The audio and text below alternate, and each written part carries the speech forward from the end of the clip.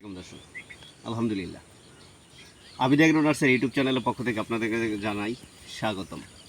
দর্শক, পেঁপে গাছের গোড়া পচন, ঢলে পড়া রোগ কেন আমাদের প্রজেক্টে হয় আমরা অনেকে খেয়াল করি না। কারণ যখন আমরা জমির চারপাশে সার দিয়ে দিই, সার দেওয়ার পরে মাটি দিয়ে ঢেকে দেই, ঢেকে দেওয়ার কিছুদিন পর এখানে একটা গ্যাস তৈরি হয়।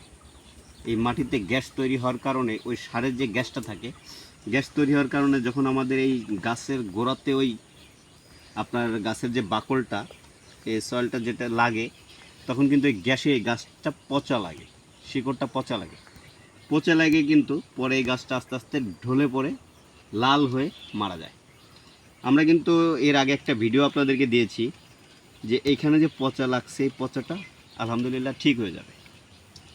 দেখেন এখানে কিন্তু আমরা প্রথমবার স্প্রে করাতেই এই পাশটা যে পচা ছিল এটা কিন্তু শুকায় গেছে। দেখেন, একটু দেখেন, শুকায় গেছে। এখানে আমাদের যে পচাটা ছিল, আমরা যদি আপনাদেরকে দেখাই, যে দেখেন এটা কিন্তু একেবারে শুকায় গেছে। তার মানে এটা শেষ, এখানে সুন্দর ঠিক হয়ে গেছে। আমরা এইখানে যে পচাটা ভিতর পর্যন্ত লাগছিল, পেঁপে গাছটা ঢলে গেছিল, আলহামদুলিল্লাহ ওটা ঠিক হয়ে গেছে। আপনারা মানুষের যে অপারেশন করে, আমরা ওরকমভাবে অপারেশন করছি। আমরা আজকে একটু করব। দেখেন এই যে যে পচা বাকলটা আছে, এই পচা বাকলটা কিন্তু আমরা কেটে দিচ্ছি। হ্যাঁ, এটা যখন আমরা কেটে দিব, কেটে দিয়ে যখন আজকে আবার ওষুধ স্প্রে করে যাব, তখন কিন্তু আমাদের আর এই জিনিসটা থাকবে না আলহামদুলিল্লাহ। আপনাদেরকে নেক্সটেও আমি আর একটা ভিডিও দেবো এই গাছটা নিয়ে, যে আপনারা অনেক দুশ্চিন্তে থাকেন যে কেন গাছ পচা লাগলে আর ঠেকে না, গাছ পচা লাগলে আর বাঁচে না। দেখেন এই গাছটা একটু যদি ক্যামেরাম্যানকে বলি যে একটু গাছটাকে দেখাও, যে আমি কতখানি কেটে দিছি। দেখেন সুন্দর করে এই এই এই জায়গার থেকে আমি এইখানে কেটে দিছি গাছটা, জীবিত গাছ। দেখেন গাছে কিন্তু পেঁপে আছে, দেখতে পাচ্ছেন। এই গাছটাকে আমরা এখন এই ওষুধটা স্প্রে করে দেব।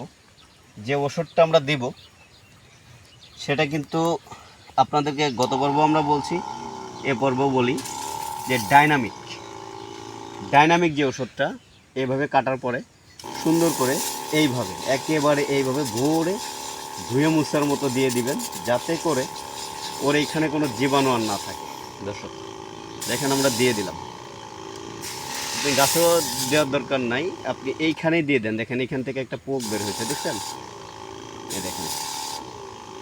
তো আপনি যখন এইভাবে স্প্রে করে দিবেন, অবশ্যই আপনার প্রজেক্টের যে গাছ 100% ঠিক হয়ে যাবে।